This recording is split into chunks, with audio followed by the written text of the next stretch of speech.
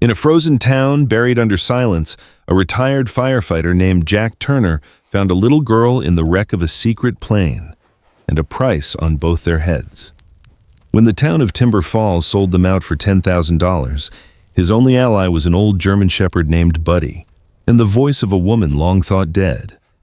What happened in those woods would expose corruption, redemption, and a miracle no one expected. Before we begin, tell me where you're watching from. And if you believe that God sends his angels in unlikely forms, hit like, share, and subscribe. Because this story isn't just about survival. It's about grace found in the fire. The storm came without mercy. The forest of Timber Ridge was swallowed by a roaring white void. Wind like claws scraping the cabin walls, snow twisting through the air like ghosts. Inside, Jack Turner, a 60-year-old former firefighter, sat hunched beside a flickering lantern. His hands, scarred, steady but trembling at the knuckles, worked over the cracked shell of a vintage rescue radio, trying to coax life from its rusted dials. His gray hair was unkempt, his beard coarse and streaked with soot. 10 years of isolation had carved quiet valleys into his face, the kind that only grief and guilt can hollow out. Across the room, Buddy, his German shepherd, lay curled by the hearth, a large, aging dog with a faded black coat and amber eyes that still burned with alert intelligence. Buddy was once a rescue K9, a creature bred for chaos and courage, but now his movements carried the heavy dignity of something worn yet unbroken. A gust of wind slammed against the cabin, and the lantern flickered. Jack squinted at the static on the radio. The sound reminded him of fire, of a night years ago when a roof collapsed and screams were swallowed by the flames. He shook his head to chase the memory, reached for his tin mug of coffee, and murmured, "Still breathing, old man." Buddy's ears perked. Then, from the distance beyond the storm, came a sound that didn't belong, a dull, rolling thunder that grew into a roar. Jack turned toward the window just in time to see a streak of crimson light slash across the clouds, bright enough to paint the snowfield red. Moments later, the explosion thundered across the ridge, echoing like the sky itself was splitting open. Buddy leapt to his feet, barking furiously at the door. Jack grabbed his coat, flashlight, and a weathered first aid pack. He hesitated at the door, eyes drawn to the framed photo above the hearth. A smiling woman in a paramedic's uniform, their daughter between them, lost long ago in the blaze that had ended his career. "Not again," he whispered, as if promising her. Then he pushed into the storm, Buddy bounding ahead, their silhouettes swallowed by the blizzard. The cold bit at his face, wind clawing his breath away. Snow blinded the flashlight's beam, but Buddy led unerringly, nose to the ground, tail rigid. For miles there was nothing, until the smell of burning metal cut through the ice. They crested a ridge. Below, amid the trees, the wreckage of a small black aircraft steamed and hissed, half buried in snow. No insignia, no windows, only a faint emblem on the tail. The letters SP scorched into the fuselage. Jack's gut tightened. He scanned for survivors, shouting over the wind, but heard nothing except the groan of settling metal. Then Buddy barked sharply, digging at a mound of snow near the wreck's edge. Jack dropped to his knees beside him, brushing away frost. And there she was, a little girl, her skin pale as the snow itself, lips trembling, a faint pulse fluttering under cold fingers. Her hair was tangled chestnut brown, her small hand clutched a strap from a torn seatbelt. "Hang on, kid," Jack muttered, wrapping her in his jacket. Buddy whimpered softly, nuzzling her cheek. The girl's eyelids flickered but didn't open. Jack lifted her into his arms, the weight shockingly light, more like carrying a shadow than a child. He glanced back once at the wreckage. No flames, no movement, just the hum of something electrical still alive deep within the debris. Then he turned toward home, stumbling through snow that reached his knees, guided by Buddy's rhythmic panting ahead. When they reached the cabin, Jack laid the girl near the fire, rubbing her arms with a blanket. Her breathing steadied but stayed shallow. He noticed a thin chain around her neck, and hanging from it, a metallic card no bigger than a dog tag, engraved with the words Silver Pine Research. Jack frowned. Silver Pine, the company that had once funded the hazardous materials unit he worked for, the same one whose negligence had cost his team their lives. The air in his chest turned to ice. He opened the radio again, switched from rescue frequency to emergency broadcast. This is Jack Turner. Coordinates Timber Ridge, cabin north of mile marker 7. Plane down. 1 survivor. Request immediate medevac. For a moment, there was hope. A faint reply cutting through the static. Then the tone shifted. The radio crackled violently, screeched, and went dead. Jack stared at the device, his reflection wavering in the fractured glass. Outside, Buddy growled low, staring toward the forest. Somewhere in the distance, beneath the howl of the wind, a new sound stirred. Not thunder this time, but something mechanical, pulsing faintly in the dark. Jack's heart sank. "Someone's already out there," he whispered. Dawn came pale and cold, spilling thin light through the frosted windows. The fire had long died to embers, and Jack Turner awoke to the quiet rasp of breathing that wasn't his own. The girl lay curled under a wool blanket, her small body trembling despite the warmth. Her face was soft but drawn tight with fear even in sleep, the face of a child who had seen too much and understood too little. Her eyelids fluttered, and then suddenly she sat up, eyes wide, breath ragged. "Who are you? Where am I? Don't hurt me!" Her voice cracked in panic. Jack froze, hands half raised as Buddy, the old German shepherd, stood between them. The dog's amber eyes flicked from one to the other, measuring the tension in the air, then padded forward and gently lay down near the girl's knees. His head rested on his paws, tail sweeping the floor once, twice. Jack spoke quietly, his voice deep and rough with years of disuse. "You're safe, kid. Name's Jack Turner. Used to be a firefighter. Found you near the wreck." He poured a cup of water from a kettle, slid it across the floor toward her. "You've got nothing to fear here." She hesitated, then took the tin cup, her small hands still shaking. There was a long silence broken only by the wind outside. "My name's Lily," she whispered finally, voice brittle as glass. "Where's my mom?" Jack's gaze dropped. "Didn't see anyone else out there, just you." The words fell heavy between them. Lily turned away, pressing her knees to her chest, and for a moment, the sound of the storm outside filled the room with the ache of all that couldn't be said. Jack moved back to the workbench, reaching for the old fire rescue radio, a gray, dented box of knobs and static. He twisted the dial slowly, listening for a pulse of life. The speaker hissed, sputtered, then cleared for a heartbeat, and a voice broke through, faint and fragmented. "Jack, if you hear this, don't trust Timber Falls." Jack's blood froze. That voice, steady, low, the same calm tone that had once steadied his shaking hands in the burning warehouse 10 years ago. "Maya," he whispered.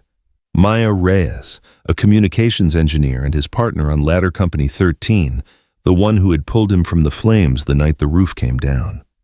Everyone said she died a year later in an explosion at the Silver Pine testing facility. But here she was, her voice whispering through the static of a dead channel. Then, abruptly, the signal cut out with a shriek of interference. Jack twisted the dial again, but nothing returned except the hollow crackle of snow hitting the window. He stepped outside into the cold. The world had gone white again, the storm easing, but the air still thick with mist.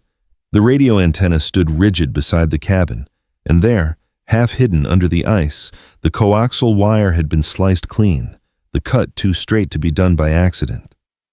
Jack crouched, brushing frost from the metal. The edge gleamed, surgical. Someone had been close enough to sabotage his line without leaving footprints visible after the night's snow. He felt the old pulse of duty rise in his chest, the one he thought he buried with his badge. Buddy followed him out, pressing against his leg. "Easy, boy," Jack murmured. "We're not alone out here." By afternoon, the storm had softened into silence. Smoke rose lazily from the chimney, a thin gray ribbon against the white hills. Jack was repairing the antenna when the crunch of boots on snow made him turn. A man approached, broad-shouldered, wrapped in a brown canvas coat dusted with frost. He carried a bundle of firewood under one arm, his other hand raised in greeting. "Thought I'd stop by," the man called. "Saw smoke from my place. Figured you might be needing a hand with the storm and all." His name was Frank Doolin. Jack recognized him instantly. They had once worked side by side at the old county firehouse before Silver Pine privatized it. Frank looked older now. His hair was thin and gray at the temples, his jaw rough with stubble. The lines on his face had deepened, etched by smoke and disappointment. There was a tiredness in his eyes, the kind that came from debts unpaid and promises broken. Jack remembered that look. Frank had worn it the day the firehouse closed, when half the crew had been laid off and the other half had vanished into contract work for Silver Pine. "Didn't think you still lived up here," Frank said with a half smile. "World's gotten quieter, huh?" Jack nodded slowly, watching him. "Quieter, sure, unless you count the sky falling." Frank frowned, setting the firewood down near the porch. "Sky falling?" Jack gestured toward the ridge. "Plane crash last night. Found a kid." At that, Frank's eyes flicked, too quick, too sharp, before he schooled his face into concern. "A kid? Is she okay?" "Alive," Jack said, his voice flat. "Sleeping now." Buddy, who had been silent till then, stood and growled softly, fur bristling. Frank froze, holding his hands out. "Whoa, easy, boy. Still doesn't like me much, huh?" Jack's mouth tightened. "He remembers people better than I do." Frank laughed awkwardly, then reached into his pocket for a cigarette, cheap, unfiltered, the kind that stank of diesel and stress. As he lit it, Jack caught a whiff of something else beneath the smoke, oil and burnt metal, faint but unmistakable, the same scent he'd noticed on the cut antenna wire. He filed it away in silence. They talked for another minute, weather and wood and old times, until Frank excused himself. "Storm's clearing," he said, tipping his hat. "You need anything? You know where to find me." He turned back down the trail, leaving boot prints that filled slowly with drifting snow. Inside, Jack checked the lock on the door, then sat beside the sleeping girl.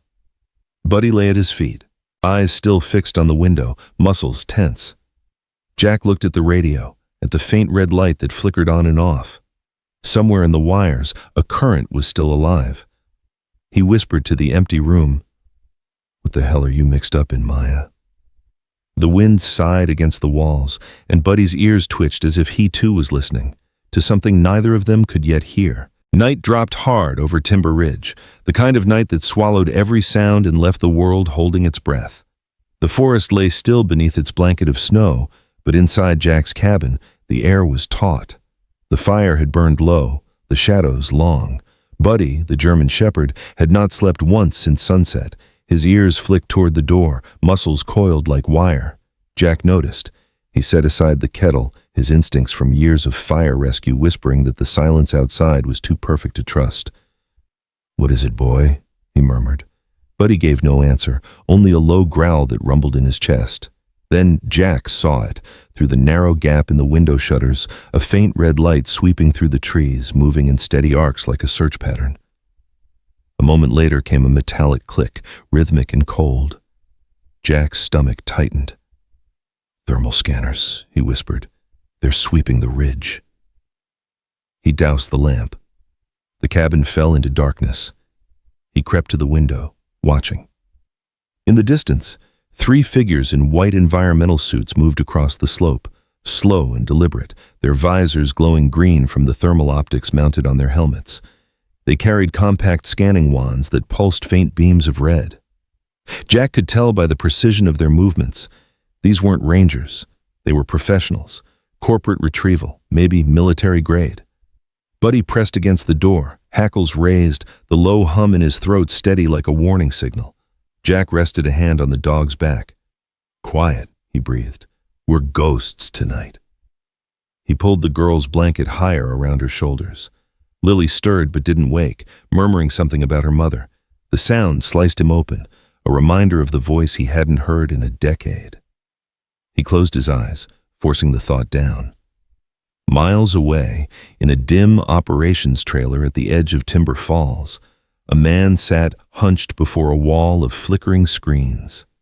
Damon Hart, Silver Pine's field supervisor, was in his 40s, lean and sharp-featured, with close-cropped blonde hair and a scar that ran from his chin to the corner of his lip, a reminder of a lab explosion years ago. He wore a headset and a look of controlled impatience. "Sector B through D complete," one of the operators reported. "Negative life signs, minimal residual heat." Damon leaned forward, his pale eyes narrowing. Run it again. We're missing something. On another monitor, a technician's voice came through. Sir, we did pick up low-level warmth on the northern slope, spread over 300 meters. A campfire? Could be nothing. Damon's tone hardened. Nothing doesn't breathe. Narrow the scan to a 3-mile radius. He tapped a stylus against the console, staring at the data pulse. The name Jack Turner flickered in his mind, one of the many rescue workers once on Silver Pine's payroll. If the old man had found something, corporate damage control would not leave it to chance. By midnight, the red beams had drawn closer to the ridge. Inside the cabin, Jack adjusted the rifle he kept propped by the door, an old Remington from his hunting days, cleaned but rarely fired. He didn't plan to shoot, not unless he had to, but Buddy's agitation was rising, a quiet whine growing in his throat. They can't see us through the walls, Jack said softly, more to himself than to the dog. Not if we keep the fire down. The wind screamed through the gaps in the window frame. Then, a faint crunch of snow. Footsteps. Someone was close. He peered through the slit between the curtains.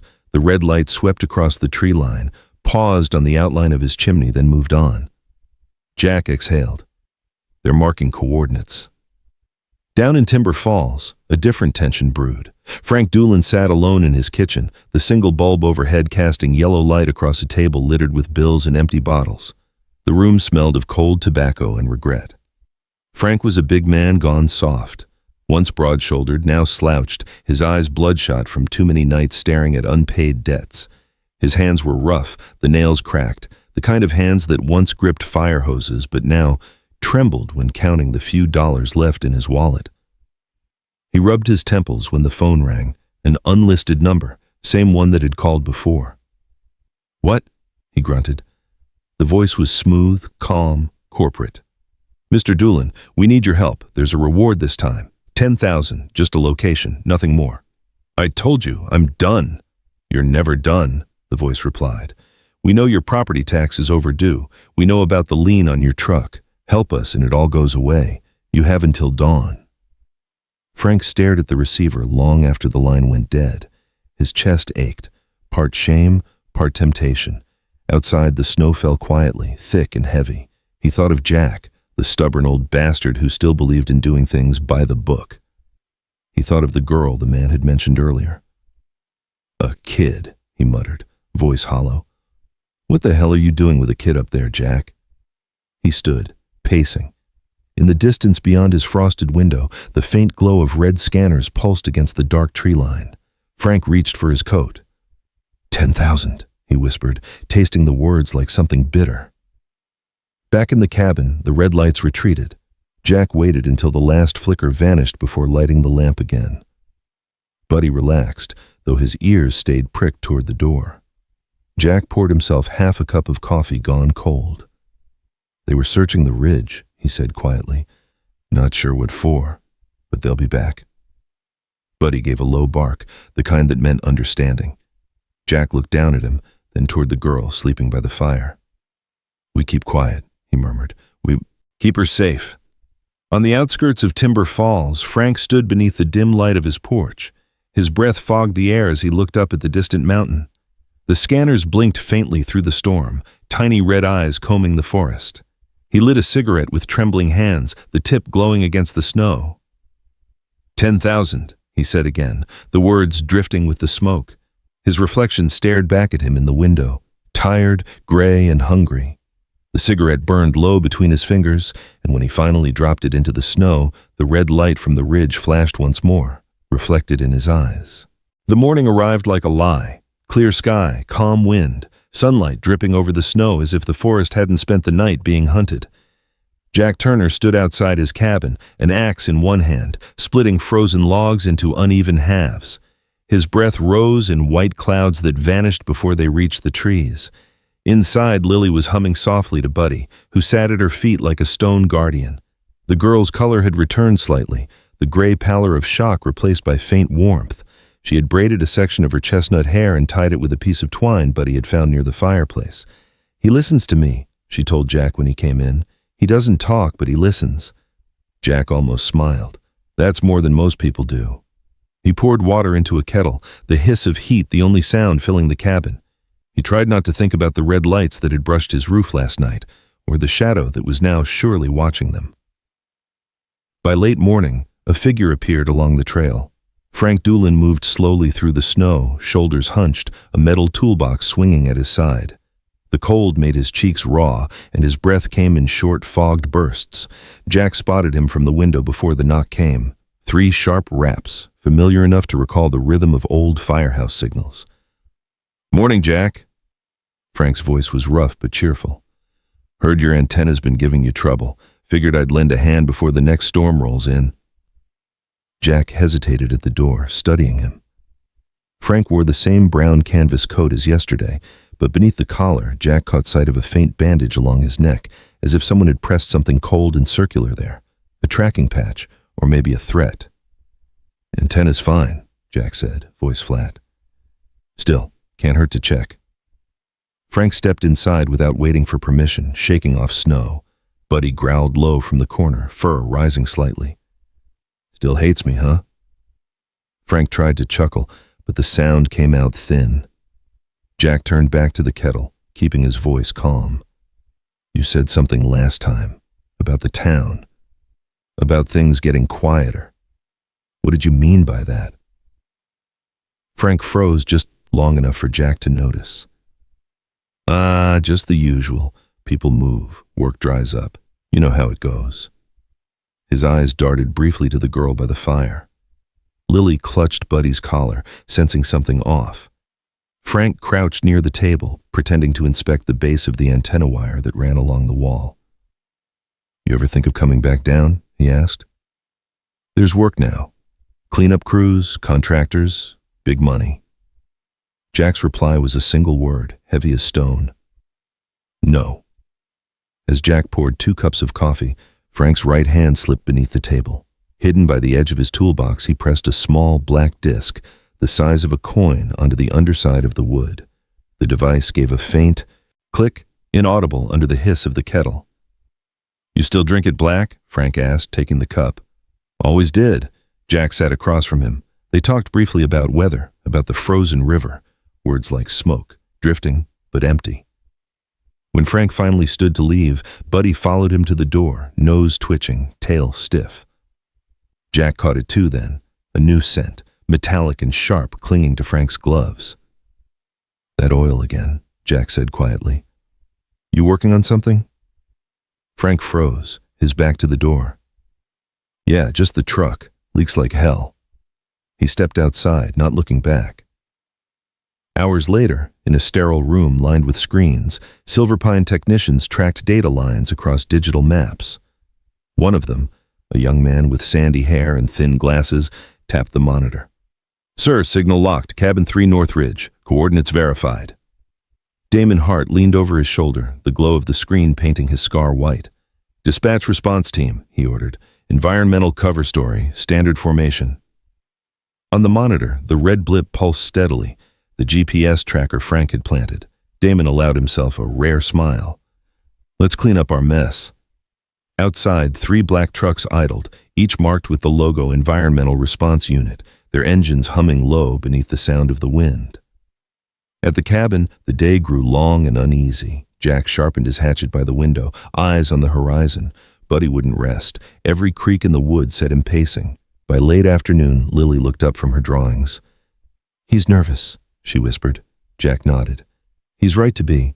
When Buddy suddenly climbed onto the table and began sniffing the air, Jack followed his gaze and saw it, a tiny red flicker under the table, blinking slow, like a heartbeat. He reached under, fingers brushing the cold metal of the disc. His own heart stuttered. "Son of a—" He yanked it off, crushed it between 2 wrench heads until it sparked and died. Buddy barked sharply, alarm echoing through the small cabin. Jack grabbed his rifle and ran outside. He scanned the sky. Nothing yet, only the faint hum of engines miles away. But he knew the pattern. He'd been on enough response teams to recognize the rhythm of approach. They'd come in low, quiet, like a rescue, until they had you boxed. "Buddy, inside!" he called, setting the rifle by the door. He moved quickly, pouring kerosene from an old lantern around the cabin's base, tracing a crude circle through the snow. Lily peeked out from the cellar door, her small voice trembling. "Jack, what's happening?" He forced a calm smile. "Just in case we need a little light." As dusk bled into the trees, he felt the first vibration through the ground, heavy tires cutting through snow. Buddy growled, ears flattening. The sun slipped behind the ridge, and for a moment the world seemed to hold still. Then, far down the trail, 3 beams of light pierced the forest, moving in silent synchronization toward the cabin. Jack's hands tightened around the lantern. He looked at Buddy. "They found us." The dog gave one sharp bark as if in answer. Night crashed over Timber Ridge like a wave of black glass. The storm had passed, but what followed was worse. Silence so deep it seemed to lean in and listen. Jack Turner crouched near the window, rifle in hand, eyes tracing the distant glow of headlights winding through the trees. The hum of engines grew louder, steady, controlled. "They're coming," he whispered. Buddy's fur bristled. Lily, hidden beneath the trapdoor that led to the root cellar, clutched her blanket and bit her lip to keep from crying. The girl's small fingers trembled against the wood grain, her breath shallow. "Stay still," Jack had told her. "No matter what happens, you don't come out." The first voice came through a megaphone, echoing across the snow. "This is the Environmental Response Team. We're responding to reports of a crash and possible contamination. Open the door and remain calm." Jack's jaw tightened. The tone was too practiced, too rehearsed. He had given those exact words once, years ago, during a Silverpine containment drill. He knew what followed. Once you opened the door, they never let you close it again. "They're not here to help," he murmured. He reached for the lantern, struck a match, and tossed it into the ring of oil he had poured earlier. Flames bloomed in a perfect circle around the cabin, a barrier of fire against the snow. The blaze roared to life, reflected in Buddy's eyes, amber on amber. The dog barked once, loud and defiant. Then came the first shot. The bullet shattered a window, spraying glass across the floor. Jack dropped behind the table, returning fire with his old Remington. "Back off!" he shouted, though he knew they wouldn't. Outside, 3 figures advanced behind the truck's headlights, guns raised. They moved with military precision, their suits marked not with environmental logos, but with Silverpine's corporate insignia, barely visible in the firelight. The leader, a tall man in a tactical mask, signaled with 2 fingers. Another burst of gunfire rattled the night. "Suppressing fire," Jack muttered grimly. "Textbook sweep." He ducked as a bullet splintered the doorframe. Buddy lunged to the window, barking, keeping the men distracted. Then, from the left, a voice broke through the chaos, hoarse, familiar. "Jack, don't shoot! It's me!" The silhouette stumbled into the firelight. Frank Doolin, his coat half torn, one arm pressed to his side where blood soaked through the fabric. His face was pale, eyes wide with guilt and fear. "Jack! They tricked me! They said—" His words were cut short by the crack of a rifle. The impact spun him sideways, and he fell hard into the snow. "Frank!" Jack yelled, bolting from the door. He fired 2 quick shots toward the tree line, forcing the attackers back long enough to drag Frank behind the cabin. The man's breath came shallow, each one a gasp of pain. "I'm sorry," Frank rasped. "I didn't think— They said no one would get hurt." His voice trembled, half drowned by the roar of the flames. Jack gripped his shoulder, feeling the pulse fade. "Don't talk, just hold on." Buddy pressed close, whining low. Another explosion tore through the night, the lead truck's tire ruptured by heat. The team scattered, shouting. Jack seized the moment. "Now, boy," he called. Buddy darted ahead, circling toward the back, leading the way to the frozen lake behind the cabin. Jack lifted Frank's heavy frame over his shoulder, the man groaning but conscious. Smoke clawed at his throat as he stumbled through the back exit, the flames licking close enough to sear the hair on his arms. Behind him, the cabin's roof cracked, beams glowing red. Lily waited at the cellar door, her eyes wide with terror. "We have to go!" she cried. Jack nodded, lowering Frank to the ground. "Take his other arm," he told her. She obeyed without question, tears streaking down her cheeks. Together they half-dragged, half-carried Frank toward the hollow near the frozen lake, a half-collapsed ice cellar from Jack's firefighting days, now their only shelter. They tumbled inside just as the cabin erupted in a thunderous explosion. The shockwave slammed snow through the air, turning the night white again. Jack shielded Lily with his body as debris rained down. When the sound faded, the forest was silent except for the hiss of melting snow. Jack lifted his head. Through the broken ceiling of the cellar, he could see the glow of the burning cabin reflecting off the ice above. "They'll think we're dead," he said quietly. Frank groaned, clutching his bleeding shoulder. "Maybe that's for the best," Jack replied. For a long time, none of them spoke. The fire outside roared, devouring everything Jack owned, his memories, his solitude, his penance. Buddy sat beside him, chest rising and falling fast, fur singed at the edges but alive. Jack stroked the dog's head. "Good boy. You earned your keep tonight." He looked over at Lily, who clung to Buddy's neck. Her face was streaked with soot, but her eyes were dry now, fierce. "We'll make it," she said, voice steady. Jack almost believed her. The ice cellar was a tomb of cold air and shallow breath. Frost crept down the stone walls like veins, and the sound of distant wind echoed through the cracks above them. Jack Turner sat hunched beside the faint glow of a dying flashlight, his hands wrapped in blood-stained cloth. Across from him, Frank Doolin lay half-buried under a thermal blanket, his face pale, lips blue. Steam curled from each labored exhale. Lily sat near him, holding Buddy close, whispering to the dog as if the rhythm of her voice could steady her own heartbeat. The German shepherd rested his head on her lap, his fur singed from the fire, his breathing shallow but constant. Jack had seen many storms in his life, but none that chilled so deep, not from the cold, but from what man was capable of. Frank stirred, his eyes fluttering open. "Jack." His voice was a rasp, shredded by pain. "I didn't mean for this. I just wanted the money, pay off the debts, keep my house." His words broke into a cough that sprayed dark blood across the ice.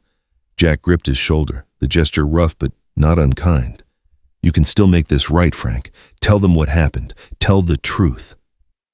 Frank gave a bitter laugh that turned into a wheeze. "Truth?" he murmured. "No one pays for that anymore."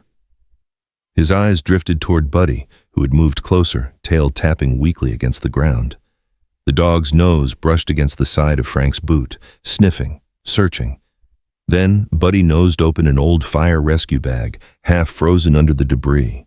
Something metallic clinked inside. Jack leaned over and pulled it free. A small yellow two-way radio, dented, its antenna rusted but intact. It looked ancient, a relic from a time before satellites and corporate control. Frank's cracked lips curved into a faint smile. "You still got one of those?" Jack asked. Frank coughed again, blood staining his collar. "Not me," he whispered. "He found it." He nodded toward Buddy. "Guess he still remembers the sound." The old dog wagged his tail once, as if proud. Jack wiped the frost from the dials. "These old Firefighter frequencies ran below the modern grid," he muttered. "If Silver Pine's jamming high band, this might just cut through." He glanced at Frank. "You still remember the codes?" Frank's hand trembled, reaching for the radio. His fingertips were cracked and white from frostbite, but his grip was steady. 21835 EMT, he said. "Old Northridge channel." Jack adjusted the dial, and the radio came alive with a faint hiss. Frank pressed the transmit button, voice quivering but resolute. "Northridge, this is Unit Doolin, fire rescue. We have civilians alive. Repeat, civilians alive. Silver Pine, they're here. Timber Falls compromised." Static clawed through his words, but fragments carried. "Send federal response. Biological evidence under Northridge icefield." Then his voice cracked into silence. For a half-unbutted moment, only the wind spoke. The transmission light blinked once, then went still. Frank exhaled slowly, the tension draining from his body. "Guess I finally did something right," he whispered. His eyes drifted toward Buddy, who had laid his head on the man's arm. Frank smiled faintly, his voice no more than air. "Good boy." And then he was gone. Jack closed his eyes, bowing his head for a moment of silence. Lily began to cry quietly, her small hands gripping Buddy's collar. The dog didn't move, didn't whine, just stayed there, guarding the man who'd betrayed them, as if forgiveness were something simple. Above them, faintly at first, came a sound, a deep, rhythmic chopping of blades through the wind, a helicopter growing louder. Jack looked up through the cracks of the cellar ceiling. "They heard it," he breathed. He lifted Lily into his arms, motioning for Buddy to follow. The dog hesitated, glancing back once at Frank, then bounded after them through the broken hatch. Outside, the storm had thinned to flurries. The wreck of the cabin still smoked in the distance, surrounded by snow now blackened with soot. Jack raised a flare, red against the white expanse. Within minutes, the helicopter appeared through the haze, marked not with Silver Pine's sterile insignia, but with the seal of the Federal Emergency Bureau. As it landed, snow whipped in every direction. From the open hatch jumped Evelyn Cross, the lead federal investigator. A tall woman in her late 30s, sharp-eyed, her black hair tied back beneath a tactical hood. Her face bore the weathered calm of someone who'd seen too much and learned to stop flinching. She wore a gray rescue jacket with the federal crest on the sleeve, and when she met Jack's eyes, it was with recognition. "Jack Turner," she said over the roar. "We got your signal." Jack nodded, his expression weary but steady. "Not mine," he said. "His." He gestured back toward the cellar. Evelyn's eyes softened briefly before hardening again with purpose. "We'll handle it." Behind her, agents fanned out, weapons drawn, securing the tree line. Moments later, gunfire cracked through the forest, brief, decisive. Over the radio came the words Jack had waited all night to hear. "Silver Pine operatives in custody." The storm was over. As the helicopter blade slowed, Jack handed Evelyn a small data card, silver and engraved with the words Silver Pine Research. "This was on the girl," he said. "You'll want to see what's on it." Evelyn took it carefully, her eyes narrowing as she slipped it into an evidence pouch. "This is enough to bury them," she murmured. Then she turned toward Lily, kneeling so their eyes met. "You're safe now, sweetheart." Lily nodded weakly, leaning into Buddy's fur.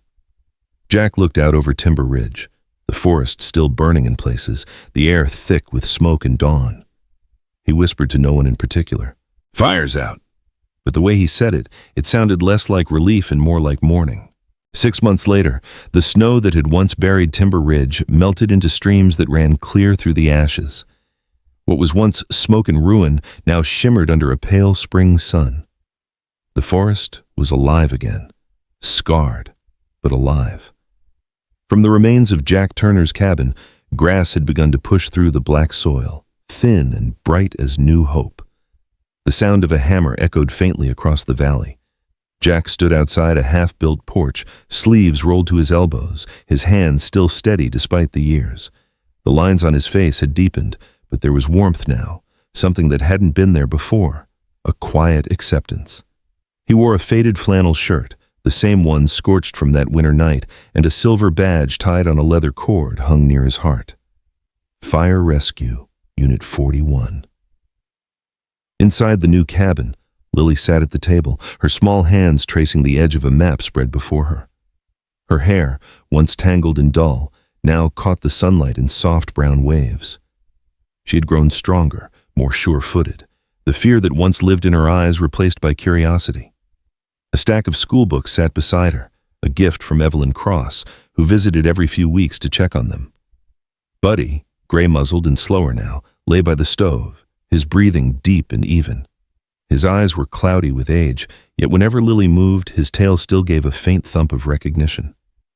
Jack watched them through the open door, the corners of his mouth lifting slightly. "Not bad for an old dog and a kid," he said quietly. On the porch railing, a newspaper was weighed down by a hammer. The headline read, "Silver Pine Executives Convicted. Federal Inquiry into Timber Falls Deepens." Beneath it, a smaller article caught Jack's eye. Local man Frank Doolin granted reduced sentence for cooperation and life-saving act during Timber Ridge fire. The photograph showed Frank in a hospital chair, his left arm in a brace, a faint smile on his weathered face. "Guess you did your part after all," Jack murmured, tapping the paper. The wind rustled the pages, flipping to another story. This one with no photo, only a brief note. Former communications engineer Maya Reyes, recipient of posthumous commendation for civilian warning broadcast, declared missing during ongoing investigation. Jack read the words twice, then folded the paper carefully and set it aside. "Always one step ahead, Maya," he said softly. "Always." Later that afternoon, Evelyn Cross arrived in a dark SUV, her coat unbuttoned, her black hair now streaked with early gray from too many sleepless nights. She had the look of someone who had traded celebration for paperwork, strong posture, but tired eyes. "You're still out here," she said, stepping from the car. Jack nodded, leaning on the porch rail. "Some things worth staying for." Evelyn smiled faintly. "Silver Pine's done. The trials are public next month. Timber Falls will never be the same, but at least now it'll be clean." She handed him an envelope, official seal, federal crest. "Your service commendation? You'll want to sign that." Jack took it but didn't open it. "Never did this for the medals." "I know," Evelyn replied. She crouched to scratch Buddy's ear. "He's still hanging in there." "Barely," Jack said, "but he won't quit before I do." As dusk approached, Evelyn drove away, leaving the sound of her tires fading into the trees. Lily ran out from the cabin, her cheeks flushed, boots splashing through the melting snow. "Jack!" she called. "The snow's gone! Look!" She pointed toward the clearing where the old cabin once stood. From the charred earth, a single pine sapling had sprouted, its green needles trembling in the breeze. Jack set down his tools and walked over, Lily's small hand slipping into his. "Not gone?" he said, smiling faintly. "Just changed." Lily tilted her head. "You mean it's spring?" He looked at the horizon, where sunlight touched the mountains. "No, Lily, it's not the snow that's gone. It's the winter inside us." Buddy limped slowly after them, his paws leaving deep prints in the soft ground. He stopped beside the new sapling, nose twitching, then lifted his head and let out a long, low bark, not of warning, but of recognition, as if calling to something unseen in the forest beyond. The sound rolled through the trees, carried on the wind, until it vanished into the distance. Jack stood in silence, hand resting on Lily's shoulder. "He's saying goodbye," she whispered. Jack nodded. "Maybe. Or maybe he's just reminding us the woods are listening." As the sun dipped below the ridge, the valley glowed gold and green. Smoke no longer rose from Timber Ridge, only light. And from that small patch of earth where the cabin once burned, life had returned. A man, a child, and an old dog watched together as the wind carried the ashes away. Not an ending, but the quiet start of something new. A town can be bought, a man can be deceived, but the loyalty of a dog and the conscience of someone who has walked through fire, those can never be corrupted. Sometimes, God's miracles don't arrive with thunder or angels. They come quietly in the warmth of a loyal heart, in the courage to do what's right when no one's watching. If this story touched your heart, take a moment to thank God for the small miracles in your own life, the people, the pets, the moments that kept you going when the world turned cold. Share this story to remind others that faith still lives among ashes. Leave a comment about what loyalty means to you, and subscribe if you believe that every act of kindness brings us one step closer to His light.